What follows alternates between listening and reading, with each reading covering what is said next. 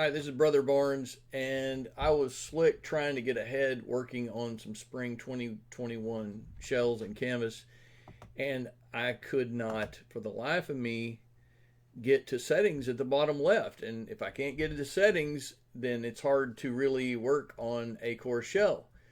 And so I clicked around enough and I clicked on help, and then I went down and I saw chat with Canvas support faculty.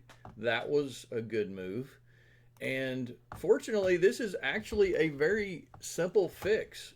At the top right, clicking on zoom negative to 50% brings my settings into the field of view. So if I click on settings, and then if I click on navigation, then the suggestion is that possibly I could disable some of these and shorten my list so that it would be easier to see the entire list with a larger font screen. So badges, disable that. Notice it moved to the bottom. I can save that, go back to the top, and let's look at that and make sure badges is no longer there.